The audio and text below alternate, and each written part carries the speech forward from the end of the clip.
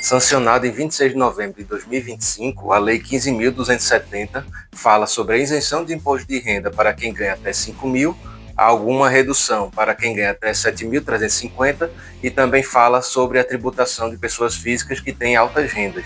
Não é só sobre dividendos, certo? É sobre tudo que a pessoa ganha. E aí começa a valer em 1º de janeiro de 2026, mas tem algumas exceções. Quer saber quais?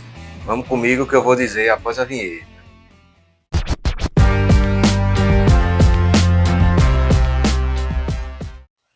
Quem quiser, fica à vontade para ler a lei, tá? Eu li, fiz o meu resumo, eu vou bem direto ao ponto aqui no que eu acho que é interessante. Eu vou tentar ajudar aqui mostrando os principais pontos. Então, como eu falei, quem ganha até 5 mil não vai pagar imposto de renda, certo? E quem ganha entre 5 mil e 1 centavo e 7.350 vai pagar menos imposto de renda, certo? A partir de 7.351 não vai mudar nada. E essas mudanças elas vão acontecer a partir de 1º de janeiro do próximo ano. Então, digamos, no próximo imposto de renda, que a base é este ano agora, ainda vai ser cobrado, né? Então, somente a partir do ano que vem, para o ano seguinte, é que vai ter essa questão da isenção, certo? E aí, para quem foi mantido, as alíquotas são aquelas, né? 7,5%, 15%, 22,5% até 27%. Então, bora lá ler a lei mesmo, né, seca, direto, para a gente ver os principais pontos. No artigo 1º, fala que esta lei altera outras duas de 1995, né, 9.250, 9.249. O artigo 2º apresenta a tabela de redução do imposto. 5 mil não paga imposto. 5 mil reais e 1 centavo até 7.350 paga com redução. E fala das diversas formas de tributação, tá? Das altas rendas, que em 2026 será de 50 mil reais por mês, em 2027 por ano, né? 600 mil. E aí eu gostaria de destacar algumas exceções para essa questão da tributação. Então aqui no artigo 3º ele vai dizer, né?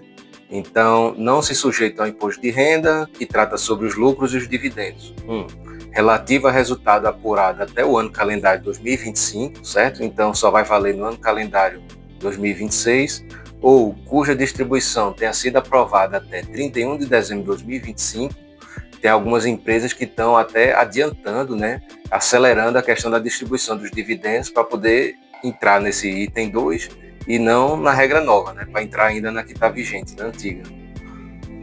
E 3, aqueles que são exigíveis nos termos da legislação civil ou empresarial, desde que seu pagamento, crédito, emprego ou entrega ocorra nos termos originalmente previstos nos atos de aprovação, tá? No acordo entre as partes. Então é isso. Aí mais para baixo ele vai ter outra tabela que é falando de 2027, né? Enquanto em 2026 ele fala em valores mensais, em 2027 já fala logo no total anual. Então, acredito que o que dá para entender é que uma coisa se soma a outra e não exclui, certo? Então, vai ser 60 para quem ganha 60 mil por ano, né, que é os 5 mil por mês, e a questão de 60 mil e 1 centavo até 88.200, né, que seria os 7.350 vezes 12. Na parte do 16A, ele cita algumas isenções também, certo? E menciona os ganhos de capital, exceto os decorrentes de operações realizadas em bolsa ou no mercado de balcão, organizado e sujeito à tributação com base no ganho líquido no Brasil. Os rendimentos recebidos acumulativamente tributados, né, na fonte. Então, o que for tributado na fonte não vai para a pessoa, certo? Aí ele fala também que não vai ter essa tributação: depósito de poupança, letra hipotecária, letra de crédito imobiliário, que é a LCI, né? A LCA, certificado de recebíveis imobiliários, que é o CRI e o CRA do agro, letra de imobiliária garantida, LIG, letra de crédito de desenvolvimento, LCD, títulos e valores imobiliários relacionados a projetos de investimento em infraestrutura, né? Suas debêntures incentivadas, por exemplo, alguns fundos de investimento imobiliário, na verdade quase todos, né? Nós como investidores sardinha, pequenos, tem alguns fundos que eles são criados com pouquíssimos cotistas, são bem restritos, né? Não sei nem como é que faz para entrar, mas assim, o que está na bolsa geralmente é o que é isento, realmente, né? 99%. Não vou dizer tudo porque podem ter exceções, Mas o que ele fala aqui é dos fundos imobiliários com pelo menos mais de 100 cotistas. Então, assim, é bem tranquilo, né? Uma coisa com menos de 100 cotistas, um fundo imobiliário, é algo bem restrito, talvez empresarial, familiar, enfim. Mas, por exemplo, os fundos mais comuns da Bolsa, né? MXRF, HGLG, Kinea e etc., eles vão estar dentro aqui, tá certo? Então aqui também fala que a tributação mínima será de 10% para quem tiver um rendimento igual ou superior a 1.200.000, mas a partir de 600 mil já tem um escalonamento. E aí a fórmula é essa que eu vou deixar aqui na tela.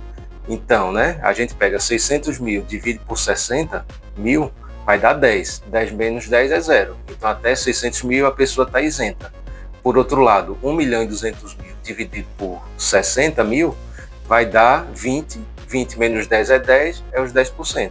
Então, quem tiver entre essas faixas vai estar pagando mais ou menos por aí, tá? De 0 até 10%. 10% é o máximo, que é de 1.200.000 para cima. E tem várias hipóteses de redutor para essa faixa, mas não vou entrar em detalhes, certo?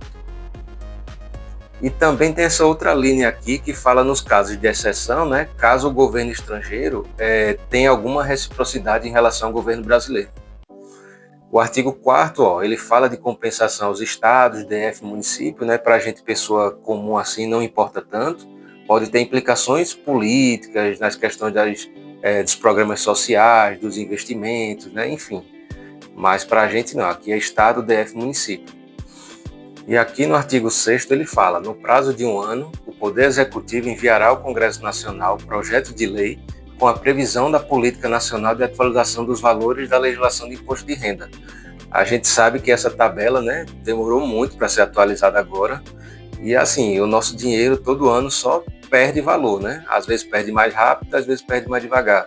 Se, por exemplo, o salário mínimo um dia, sei lá, chegar nesses 5 mil, então ninguém vai ser isento de imposto de renda, porque vai estar todo mundo ganhando 5 mil e um pouquinho, na verdade, né? E, sei lá, se eu hoje ganho 10, lá na frente o salário mínimo estando 5, eu vou estar ganhando 20. Então, digamos, é capaz de eu pagar até mais imposto, né? Porque o número, ele está mudando, a referência, né? Antigamente a gente comprava, sei lá, 20 pães com R$1. Hoje em dia, R$1 deve ser um pão. Então, a gente tem que ficar de olho nisso, né? O certo é ter essa previsão, ter essa atualização todos os anos, porque agora começa com, digamos, tantas mil ou milhões de pessoas com isenção. Daqui a pouco essas pessoas vão saindo da isenção e estão voltando a pagar. Aqui no artigo 7º ele fala que revoga-se aquelas leis de 95, certo? E que essa lei entre em vigor na data da sua publicação e produzirá efeitos a partir de 1º de janeiro de 2026. Então, qual o resumo dessa história toda? Quem ganha até 5 mil não paga imposto, quem ganha de 5 mil a 7.350 vai ter um escalonamento, 7.350 para cima vai continuar do jeito que já está. O pessoal das grandes fortunas, que eles falam, né? A partir de 50 mil por mês e depois 600 mil por ano, certo? E aí, a partir de 600 mil vai ter o escalonamento e de 1.200.000 para cima é fixo 10%. Essa foi o resumo, tá? É uma lei, tá? Não é fácil para algumas pessoas, né? A questão do direito, parece que dá sono, que é chato, mas enfim, tentei resumir da melhor maneira, né? Utilizei imagens, utilizei quadros, grifei só o que importa para poder não complicar a nossa cabeça, e eu espero que vocês tenham gostado. Se você gostou, curte, compartilha, comenta, segue o canal, dá uma força aí pra gente crescer, tá certo? Valeu!